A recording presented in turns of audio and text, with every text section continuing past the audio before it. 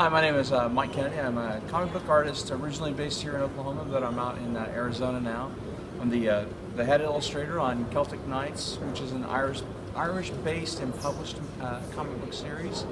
The premise behind the storyline is 90% of the superhero community is wiped out in Ireland. So the government and the military decide to go and basically, like the title of the book, the best of what's left.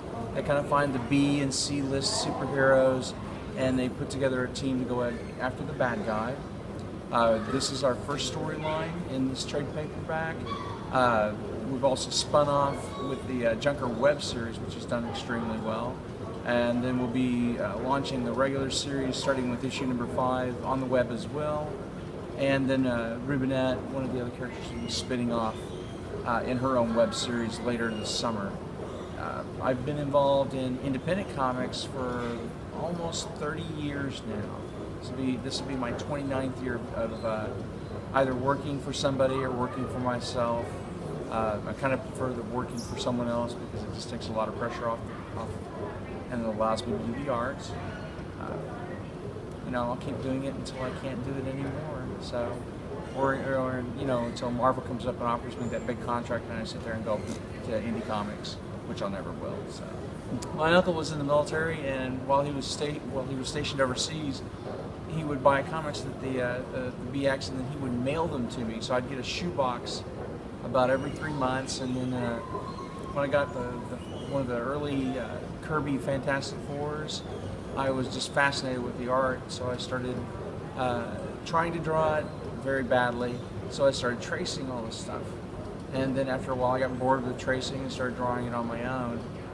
But primarily self-taught until I went to college and started taking life drawing classes, which helped immensely. And then I've just always talked to other artists. I'm a member of the Oklahoma Comic Creators Group, which is a really nice forum of artists. They get together and they give each other feedback on projects they're working on, and also gives us a chance to kind of show off our work every once in a while and say, hey, what do you guys think? Does that suck? Is it okay? And just seeing what everybody else is doing in the market and trying to push myself. I never sit still on as far as what I learned from doing art. So it's just an ongoing thing. I'll get a script from a writer, and almost never pre-read the script before I start drawing, because it's kind of like reading a comic. You don't go to the last page and then work your way forward to see where it ends and how it started. So I do a layout on the script page with just a thumbnail, just to kind of start placing characters and setting camera angles, and then I'll do a full-size pencil, scan it, put it on the computer, and then I ink it all digitally, and then I email it off to the publisher and move on to the next page. So we do that with the webcomic. When we first started out, I was literally sending the finished page the day before it was going to go online.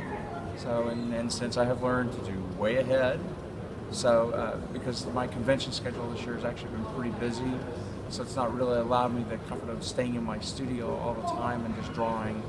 So I've had to kind of draw on the fly. I have my own Facebook page. Celtic Knights has its own Facebook page. I'm also on DeviantArt.